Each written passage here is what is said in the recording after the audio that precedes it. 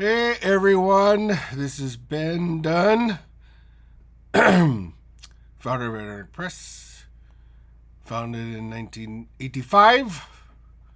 Creator such comics as No Warrior Nun Ninja High School, Mighty Tiny Tomorrow Girl, Pinguida, and a host of other comic book creations. So, right now, I'm feeling much better from recovering from whatever summer cold I got. A little snotty. Throat was all sore, but I think I'm over it now.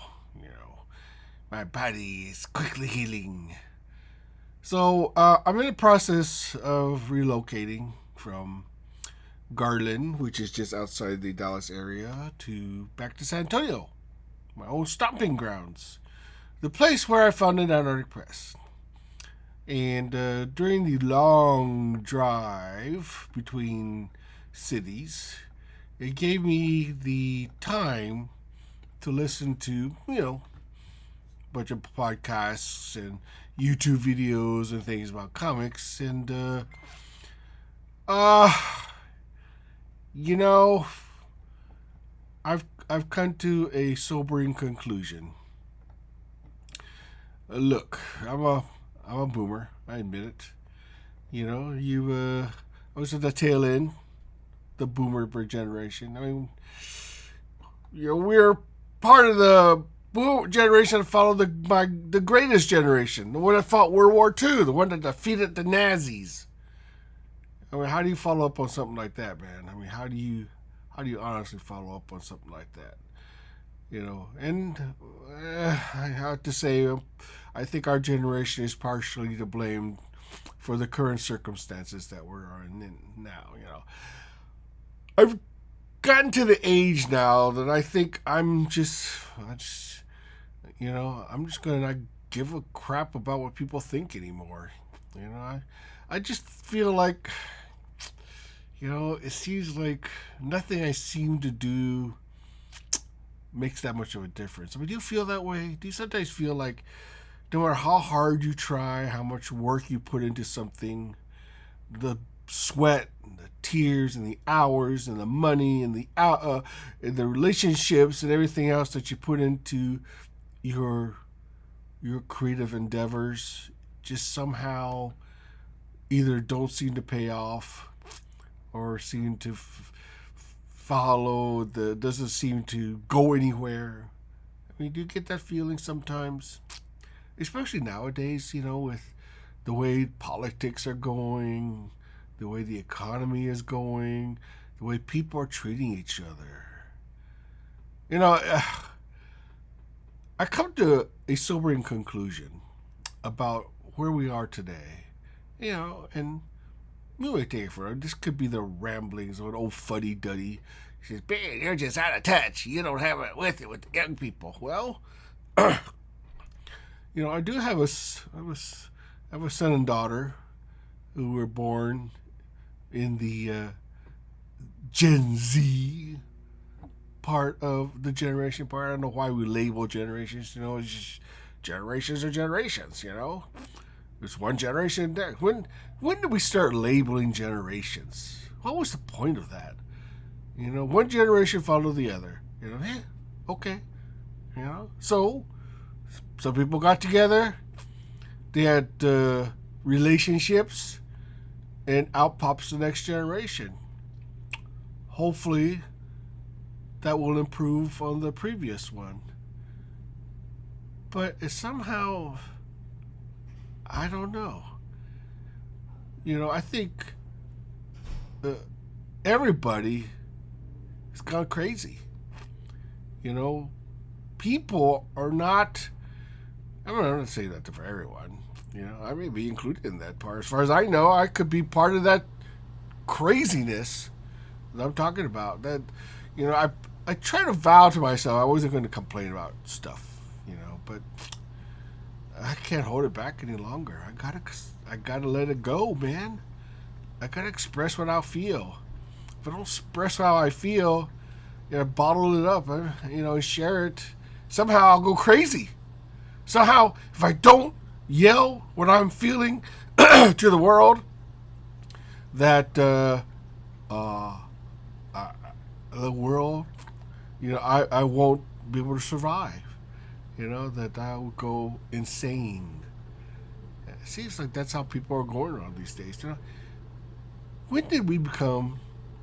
When did the world become? I'm not saying the world specifically, but I think mostly the Western civilization. I mean, I don't see it much in Asian cultures or third world countries or anything like that because they know what it's they seem to be able to get a handle of that. I'm not saying they're not immune to it, but it seems like in our part of the world, people have become such big titty babies. When they become such big titty babies, every little thing seems to trigger us. Some slight, some disagreement. We used to be able to debate each other. Talking nuance, subterfuge. Somehow we were able to, talk to each other without liking each other. There's a bit in Monty Python I remember where they were talking about they were trying to one up each other by throwing out insults without really insulting each other. I think Oscar Wilde, I was playing Oscar Wilde, and he says, "Hey, tell the king about that thing you said about being bat's piss." And the king said, "What? What did you mean by that?" And then Oscar Wilde said, "What I meant, your majesty, is like you shine like a shaft of gold while all else is dark." And my little brain, at that time, somehow got the little nuance that went into that simple little statement. How clever you had to be to avoid confrontation by simply, changing the way you debate somebody. Nowadays, it's all about how loud you can yell.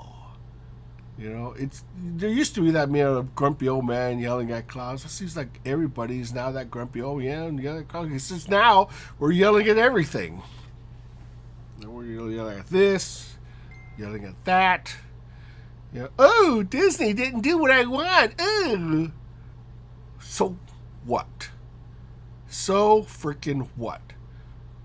What does it matter what Disney does? What does it matter what Warner Brother does? What does it matter? It's the pop culture. Pop culture is downstream from politics. So what? Okay? So what? Politics is politics. Pop culture is pop culture. Okay? If you want to change pop culture, then freaking change pop culture. You're a creator. If your idea is so freaking good, change enough minds so that people will believe what you're saying. If you have such great influences, such dynamic ideas right there, waiting to be shared with the world, prove it. Show what you're made of. When I was growing up, Siskel and Ebert were like the biggest critics, ever. And I watched them because there was nothing else. They were the only critics I knew that were on TV. I read the newspapers, the critics' newspapers. But you actually had to. But the thing about writing an article or a critique of something in a paper was that it had to be very well thought out, nuanced, and typewritten, and edited, and went through several channels before we finally saw print. Now anybody willy-nilly can just hop onto YouTube and start ranting about whatever pops in their head, and say, start complaining. And millions of people will follow that because they say, oh, they must know what they're saying. Well, they must be experts.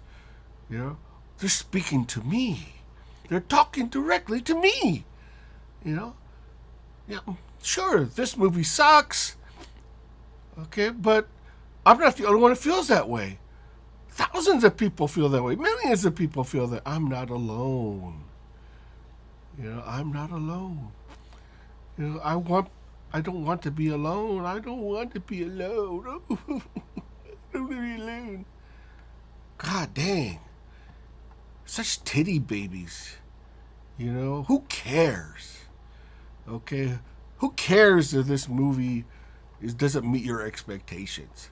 You know, who cares, you know, that some of this IP is no longer as popular as it once was because of whatever ideology is being inserted in there. You know, I hate to break it to you that that's their right. If they own the IP, they can do whatever they want with it. You know, if they want to have two dogs screwing in the middle of the screen, they can do that.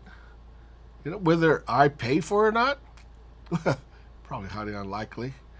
You know, the thing about it is that we have to know what's important and what's not important. You know, we have to prioritize what is truly there to make our lives happy. You know, we're put on this earth for a very short period of time. You know, in the grand scheme of things, you know, life expectancy is what, about 75, 80 years old? Hell, our president has outlived the average life expectancy, so he considers himself lucky. Or the guy who's running against him also has outlived the average life expectancy. You know, so they should be considered very lucky that they're still around, you know, to make trouble for us. The thing about it is that it doesn't matter really who gets elected. You know, it's all the same. The people with the money are going to make the rules. Simple as that. If they want something to be done, all they do is break out their wallet and go, here you go, here you go, here you go, here you go. You know, and don't get things done. Because nothing speaks more than money. Because we place such great importance on it. You know, because money can be used to buy power and influence. You know, money can be used to change the course of mighty rivers and can be used to change the course of minds. And that's where we, as a creative community, stand above things because we have the power. We don't realize it, how much power the creative community actually has. And I think I understand why some people complain about it, because they realize that the creator has to wield such power. But the thing about it is that people with creative minds, you know, understand that power they yield, you know, and they try to use it to influence and change people's minds. I mean, do you think as a comic creator that people actually care, you know, about what I do? Not really. I mean, think about it. I draw a comic. You know, I enjoy doing it. I make a living out of it. I have fun with it. You know, I'm hoping to entertain people. But in the grand scheme of things, the grand scheme of the universe, it means nothing. You know, I make enough so I survive for the day. And hopefully I entertain someone for the day. You know, if it were to change people's minds, you know, then great. You know, my job is to entertain. That's my one and only job. Okay, it's just to entertain. You know, if you're trying to, you know, chart an agenda, then go into politics. You know, and do it that way. It, you know, I feel like somehow we've come to a society where all we ever do is complain. You know, if someone does something or says something that we disagree with, we're right there, expressing our outrage, expressing how wrong they are, this is going to cause the destruction of society, how it's going to bring down our youth. You know what? Every generation has been saying that. You know, what? This new printing press thing, that's just gonna cause nothing but trouble. Bring down our youth. This printing press thing's gotta go. You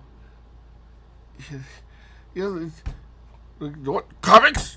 They're corrupting our youth. Well, I have to create a comic book code so that nobody over the age of 13 will ever get to enjoy a comic again.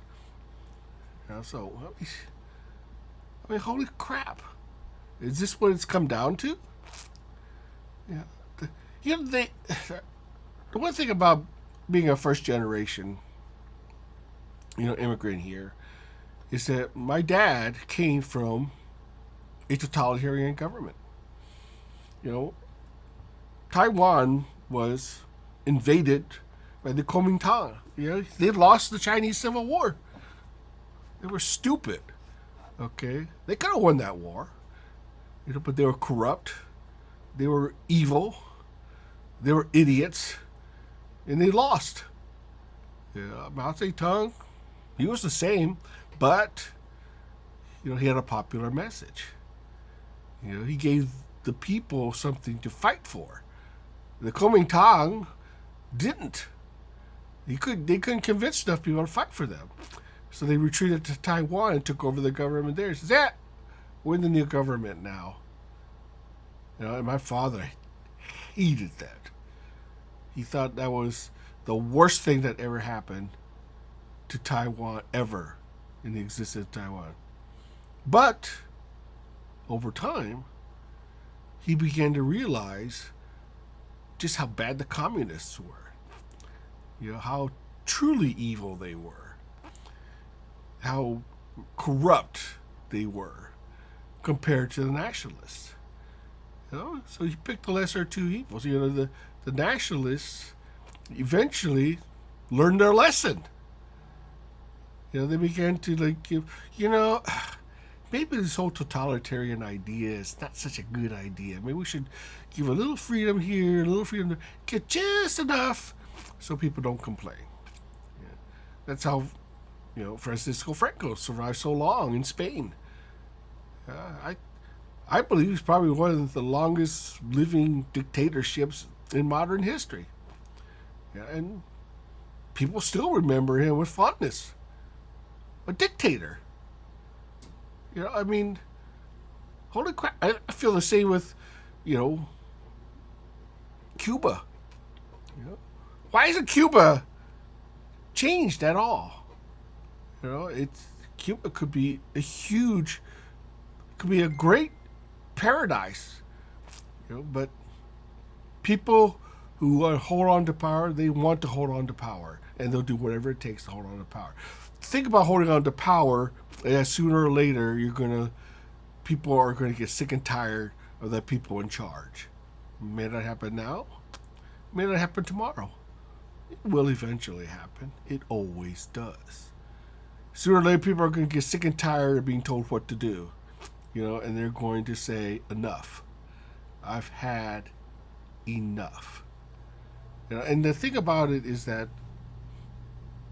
I'm seeing that we in the creative community, especially in comics, need to stop acting like big titty babies.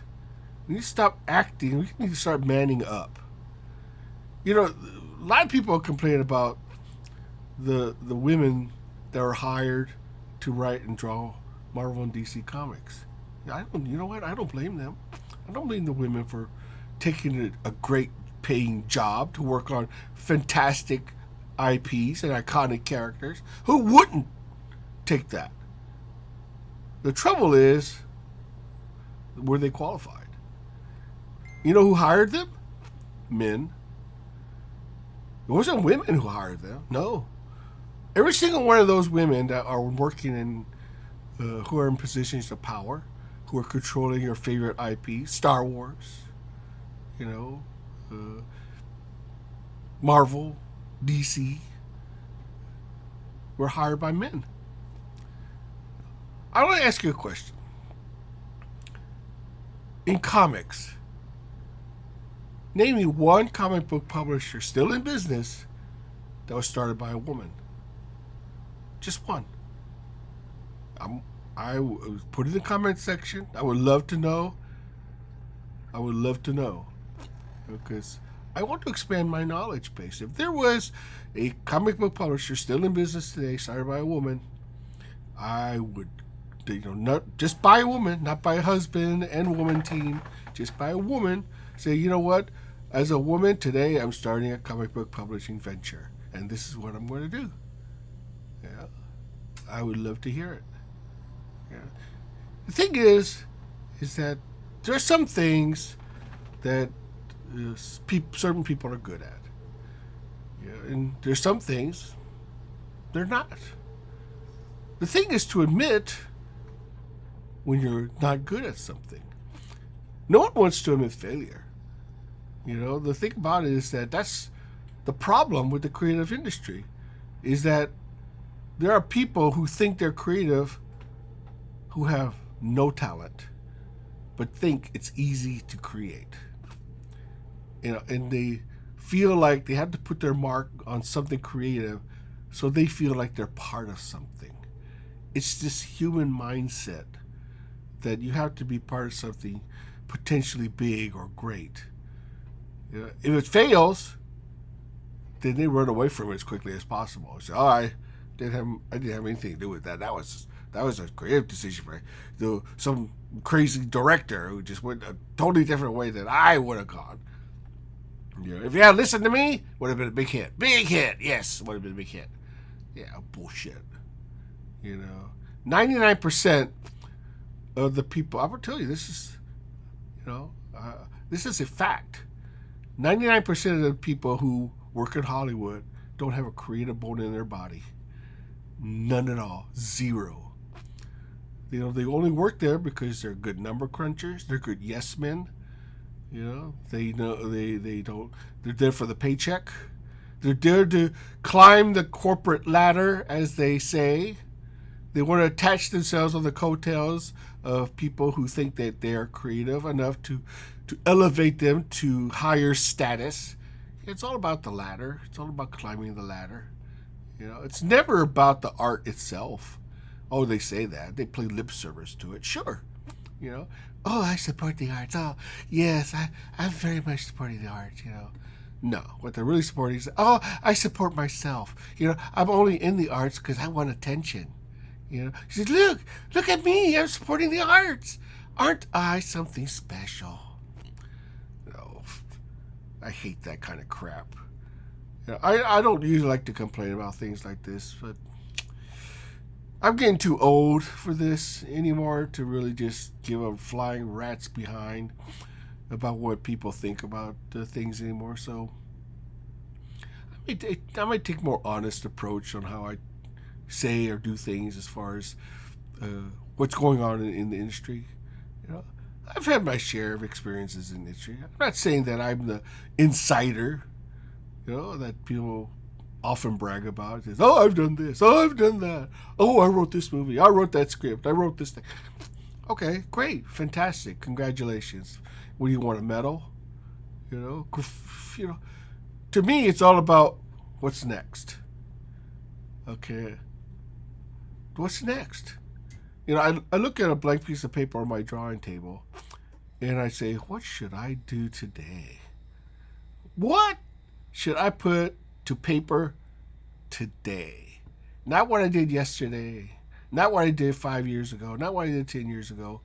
What do I do today? What creativity will come out of my mind that will entertain somebody in the near future? I've decided, what? I don't care what other people do. I really don't. I mind my own business, really.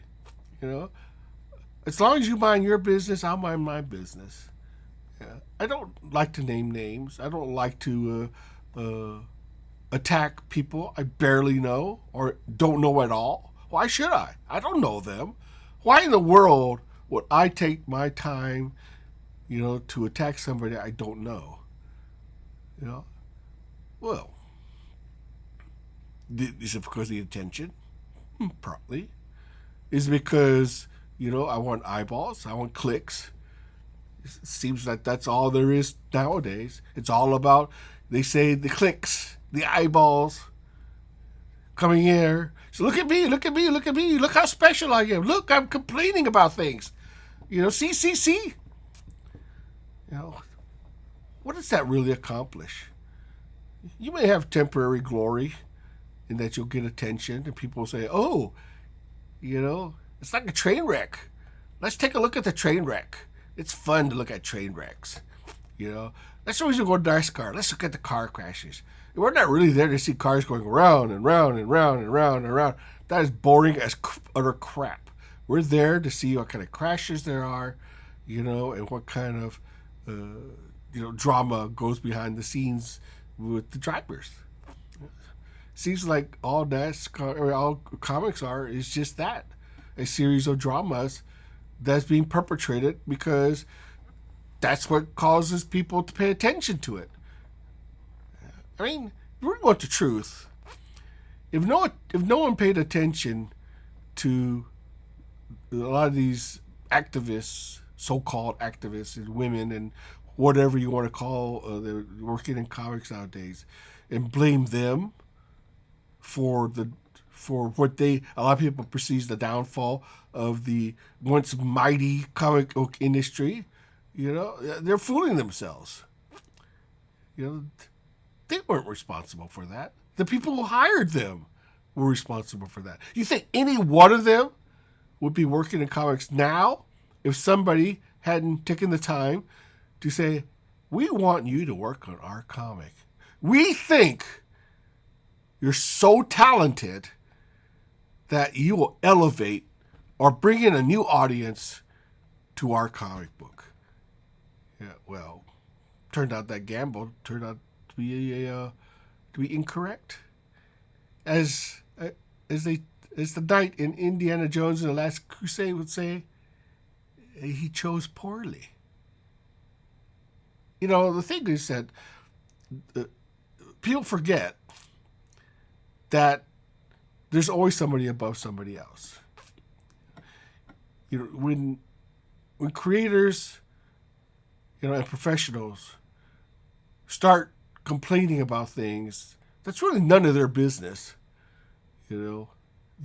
then, why in the world they are in this business?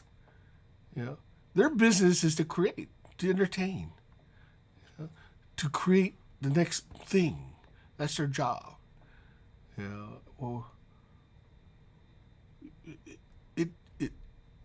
It's almost like if they just haven't gotten out of the cradle. They're still. If I don't get my way, I'm gonna wah wah wah wah. Wah, wah, wah, wah. I don't get my way. Oh, you said something like wah, wah, wah, wah, wah.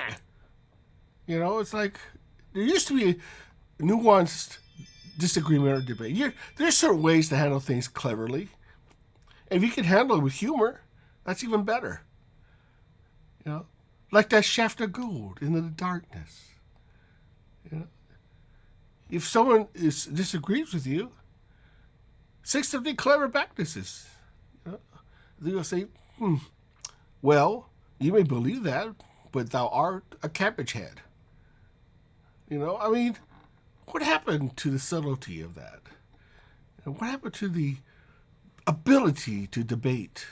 What happened to the ability to come back with something, that doesn't insult that person, but attacks the idea? It says, I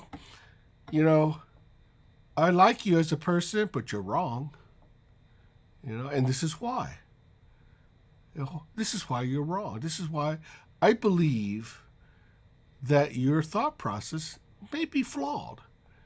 And this is why, in my opinion. If you disagree with me, well, come back at me. Come back with a nuanced argument showing that I'm wrong. And I might say, that is something I had not considered.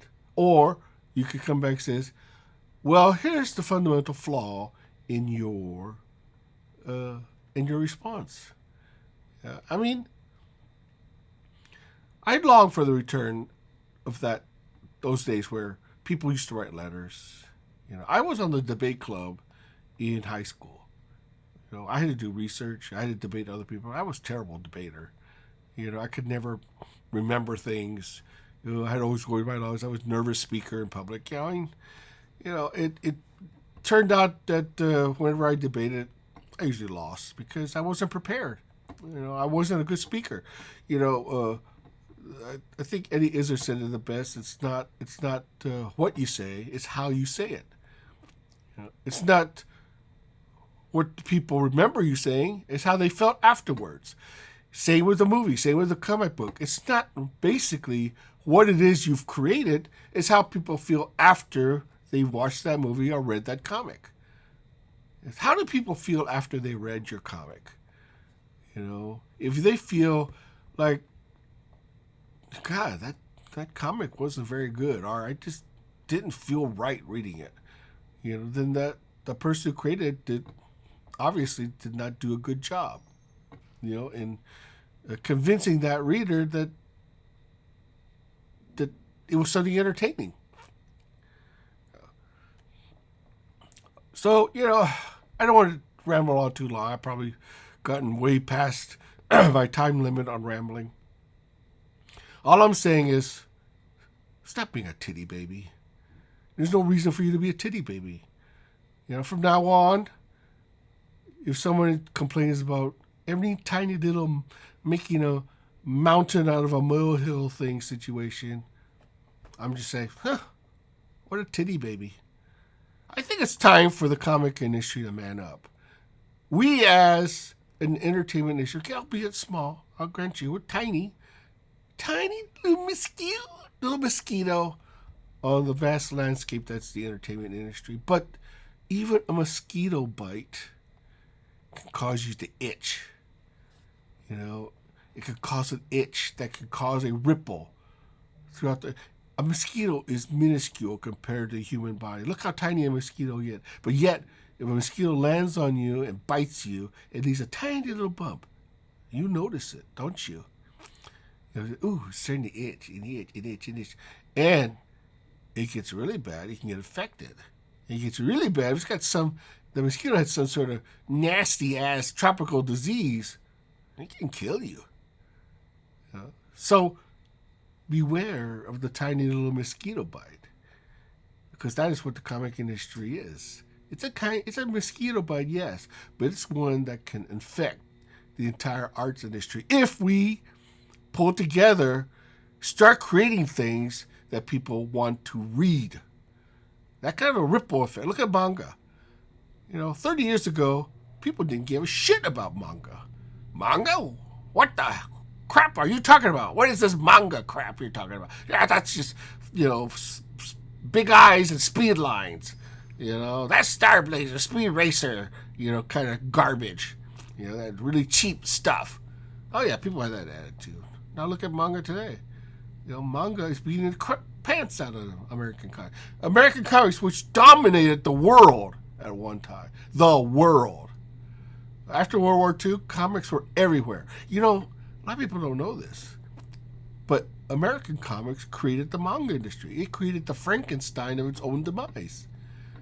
It didn't know it at the time, but because American GIs left manga behind in huge droves, and Japanese kids had nothing else to read, probably taught themselves English to read it, and probably were heavily influenced by the likes of Karl Barks, by the likes of Superman, by the likes of, all sorts of, Popeye, things like that.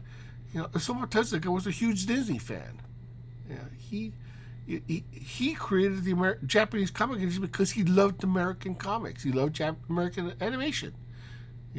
Japanese manga industry is thanks due in large part. In fact, if it wasn't for American comics, there would be no Japanese manga industry. I believe that.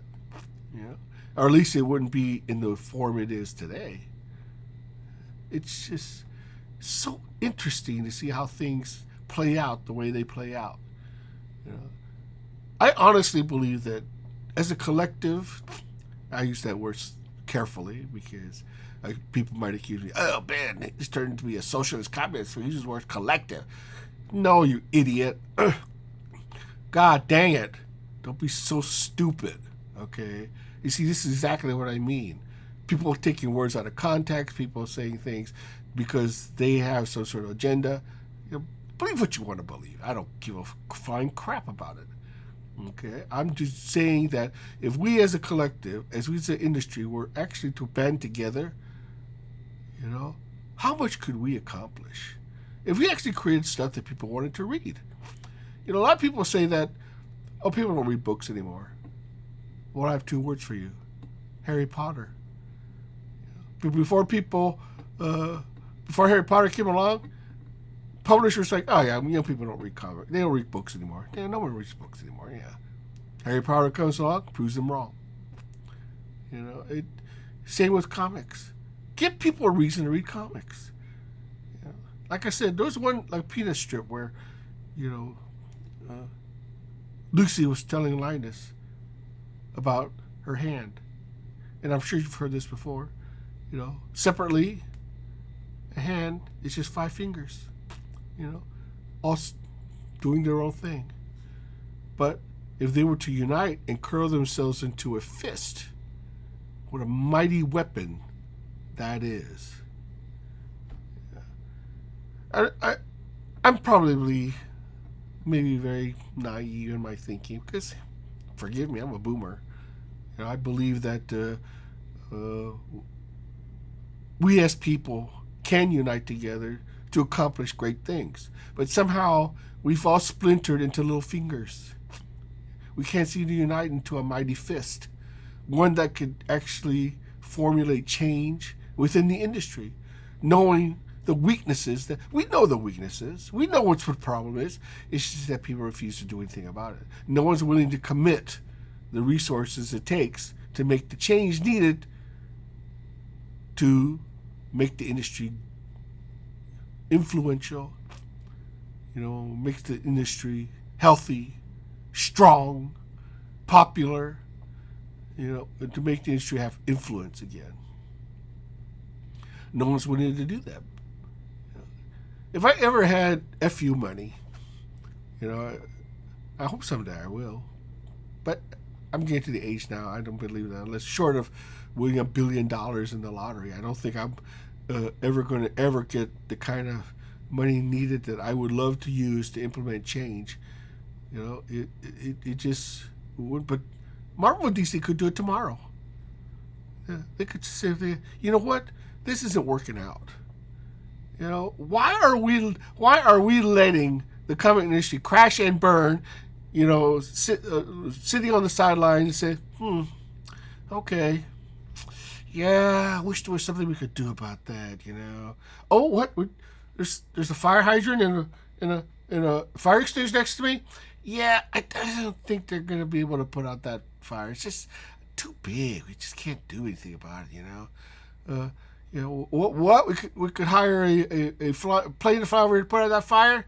Yeah, it's a little too expensive. You know what? Let's just let it burn itself out and see what's left. Yeah, that's the attitude there. That like that dog in the meme where he says, it's fine. Why are we allowing that to happen? I like to think that there are creators out there who are trying hard, who are trying their best to save the beloved American comic industry, save American comics. They're doing whatever they can to create product, to create excitement, to create new characters, new stories, new ways of thinking. Give people a reason to go back to comic stores and say, oh my God, this is an incredible comic. I gotta come back. The problem is that indie comics don't have the resources to reach the people that they need to reach, to create comics on a regular basis and give people make a habit of going back to comic book stores. It's just not happening because they just don't have the resources, and most of us don't. A lot is being made of that thing about Jim Lee charging whatever 20,000, 35,000, but he can charge whatever he wants. It's a free country. He can do what he wants. But imagine if he took that money and said, I'm going to help comic book stores. All the money I make doing commissions is going to put into a fund to make people aware of comics. Can you imagine that? Can you imagine creators, who have huge influence, who have large, who can actually imagine if I, Ben Dunn, could charge $25,000, $30,000, and I said, you know what? Every commission I do, okay, 99% of it is going to go into a fund to make people aware of comic book stores. I'm going to put it into a huge, vast chest of, I'm going to let a trust take hold of it, create a corporation, to fund and promote and help comic book stores who are in financial trouble, who need help on a lease, who need their water bill paid, who needs awareness made. Let people know, hey, look at all the fun comics you can get. Share something with your child today by buying them a comic book at your library. See how much fun you could have at your comic book store. Feel the experience of going to a spinner rack. Dive through the dollar bin. Find an old comic, that you remember when you were a child. Bring back memories of those long forgotten days, where you would run to the corner drugstore, put down your 25 cents, buy a pack of gum, maybe if you're lucky, buy a soda pop, sit there on the back porch, dive in and read for hours on end, and then read it again and again. Cover that comic, you put it in your drawer, share it with your brother, share it with your friends, share your social experience. What happened to those days? Are they gone forever? Maybe. I hope not. Maybe someday we'll return to those Halcyon days, of the past. Maybe I'm naive. Oh man, this is the modern future. It's all digital robots. Well, we're still human. Until we become robotic ourselves, we still feel and love. We still have emotions. We still have ambition. I, for one, feel like we could do so much more to help the comic industry, help comic book stores, help the art form itself, get to a level where once again we become influential. Once again, we create new IPs, exciting IPs, new characters, ones that'll last generations, ones that'll influence generations. Have we gotten there yet? I don't know. I would like to think that there are creations being done now, formulating in some creator's head that will, become the next Superman, the next Batman, the next Star Wars, the next Harry Potter, the next Wizard of Oz, the next Lord of the Rings, the next, whatever will be the next influential pop culture icon that will influence a new generation. So, I guess I ranted long enough. You probably say, oh, this has gone way too long, Ben. You're just rambling on now. Well, I had my say. I'm just going to start just being honest and transparent from here on. I'm just going to say what I'm going to say. I'm going to call it out as it is. And that's just the way it's going to be from here on. And then I hope that you if you don't like or agree with me, fine. That's your right. You can comment below. Let me know your feelings. Let me know how you, if you could agree or disagree with me. Say, Ben, you're wrong. This is why you're wrong. Say, okay, you have the right to do that. I respect that right. You have if you do it, with nuance and with civility, I'm more likely to listen to you. But if you come at me with insults, and what they say about insults, if that's what you're resorting to do, then you've already lost the argument. If you had to call people names, you pretty much lost the argument. Yeah. Anyway, I've had enough to say. It's gone too long. So anyway, until next time, this has been done. If you like what you've heard, I would appreciate it. You would like and subscribe. It's free. And until next time, this has been done signing off.